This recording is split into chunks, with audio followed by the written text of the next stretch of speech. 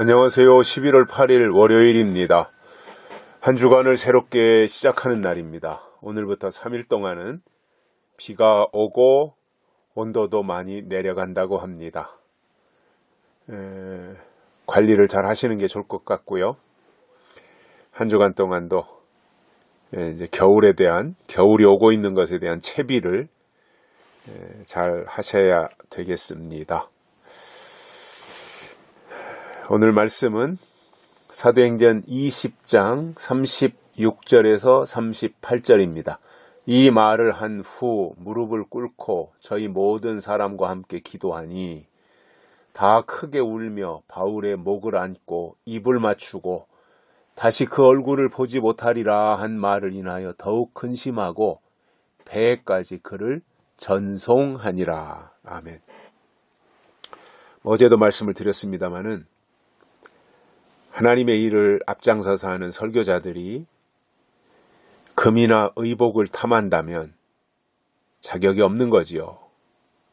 사명은 없고 땅의 것만 바라보고 땅의 것만 얻기 위하여 직책을 이용한다면 그는 사꾼이지 하나님의 종은 아닐 것입니다. 바울은 하나님께 매여서 하나님의 뜻을 위하여 그가 어떻게 사로잡혀 하나님의 일을 했는가, 이것에 대해서 앞부분에서 충분히 설명을 했습니다. 그리고 사심 없이, 사리사욕이 없이 그는 오히려 자기가 노동을 해가지고 천막을 기어서 판매하는 것으로 오히려 동역자들을 도와줬던 이 바울의 모습, 이렇게 모범을 보였던 이 모습. 저는 어제도 그런 이야기를 좀 했습니다마는 하나님은 일하시는 하나님이잖아요. 그러니까 너희가 일하기 싫으면 먹지도 말라 그러셨거든요. 하나님은 노동을 굉장히 소중하게 여기셨어요. 오히려 게으르고 놀고 먹고 빌붙어서 먹고 살려고 하는 이 게으름을 죄로 말씀하셨어요. 그래서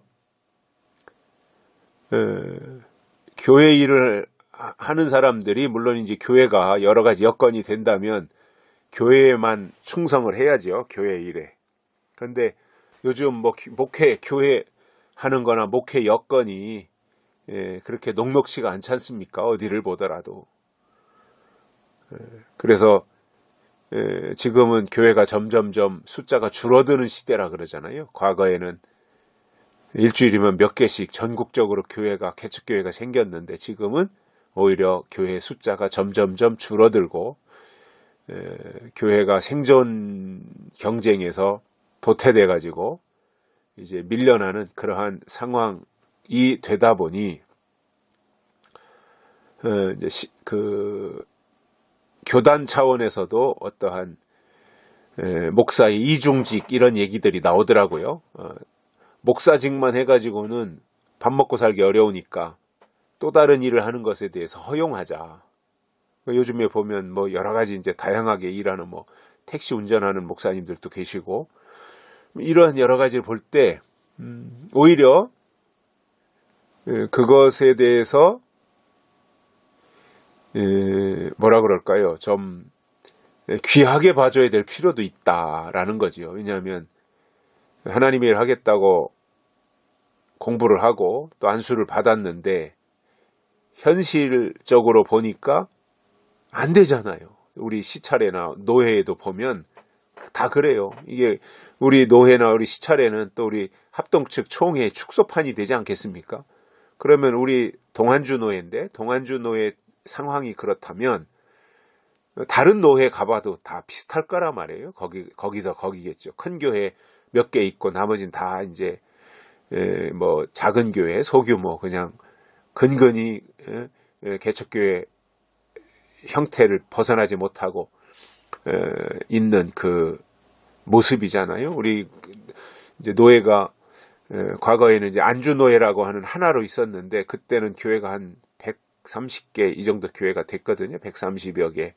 그러다가 이제 너무 노예가 커지니까 임원 선출하는 것도 그렇고 총회 총대 가는 것도 그렇고 그러니까 여러 가지 어렵다. 그리고 임원 할 사람들이 너무나 많이 적체가 되니까 노예를 분리하자 그래가지고 한 5, 6년 전에 노예를 분립을 했습니다. 그래서 동안주 노예, 신안주 노예로 분리가 됐어요. 우리는 이제 동안주 노예가 됐는데 다 이제 그 동안주 노예 안에 보면 이제 우리가 한 60, 70개 정도 교회로 이제 노예가 두 개로 나뉘다 보니까 이제 거의 절반으로 이렇게 분리가 된 거지요. 한 60, 70개 되는 교회 중에서 한 80%가 다 작은 교회예요. 그야말로. 교회만 해가지고는 밥 먹고 살기, 밥을 못 먹어요, 밥을. 그러니까 이제 대개가 사모님들이 나가서 일을 하신다든가 또 목사님들이 짬나는 대로 틈틈이 나가서 이런저런 일을 하고 하는 이 모습. 근데 이제 어쩔 수 없이 상황이 이제 이렇게 시대가 바뀌어가다 보니 그러한 것들을 자연스럽게 받아들이는 세상 환경이 됐다고 봅니다. 그래서 그런 부분들에 대해 인정을 해야 되고요. 이게 이제 결국은 교회가 안 되는 시대를 우리가 살고 있거든요. 그러니까 과거에 교회가 잘 될 때는 목사가 능력이 출중해서 잘 된 것이 아니라 그 시대가 잘 되는 시대였기 때문에 잘 된 것이고 여름에는 뭐 풀도 잘 되고 곡식도 잘 되고 뭐 걸음 앉아도 그냥 왕성하게 다 잘 되더라고요. 근데 딱 찬바람 나고 가을이 되면 아무리 비료를 줘도 안 커요. 왜냐하면 크는 계절이 지난 거예요. 이제 숙성하는 계절이 되는 거죠. 연거는 계절이. 찬바람이 나고. 그러니까 이게 어떤 계절의 상황이 바뀐 거지. 누가 잘하고 그때는 그 사람들이 잘했기 때문에 잘 됐고 지금은 못하니까 안 되는 거다. 이런 논리가 아니다라는 거예요.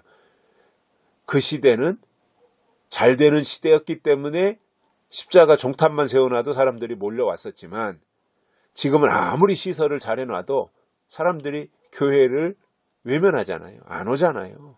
작은 교회 누가 와요? 개척교회 누가 와요 요즘에? 이렇게 상황이 바뀐 거예요.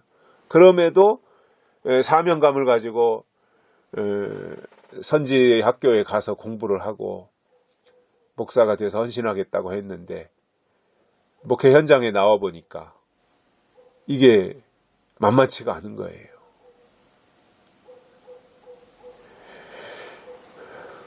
바울이 일을 하면서 사역을 했다라고 하는 것은 그때 당시에 바울이 굉장히 참 대단한 결단을 내렸다라고 보여지고요. 그래서 이러한 일들을 다 이제 하고 나서 같이 무릎을 꿇고 같이 모여서 함께 기도했습니다.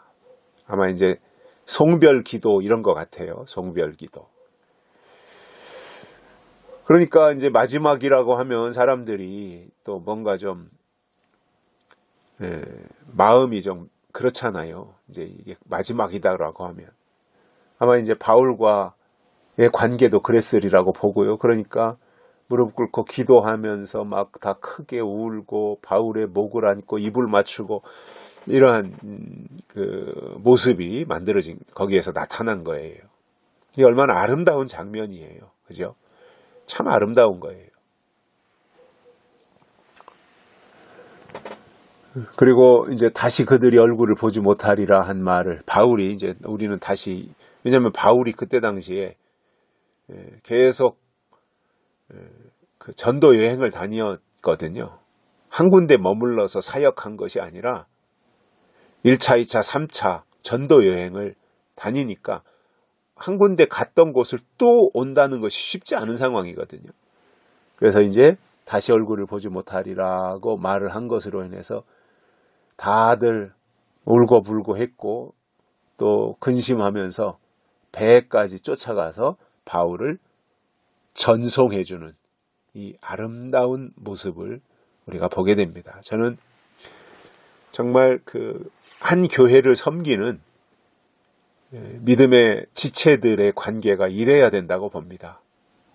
얼마나 아름다운 모습이에요. 같이 기도하고 같이 말씀 듣고 그러면서 서로 걱정해주고 또 만날 때 기쁨이 있고 이러한 모습이 정말 하나님이 기뻐하시는 교회의 이상적 모습이 아닐까 그런 생각을 가져봅니다. 여기까지 하겠습니다. 고맙습니다.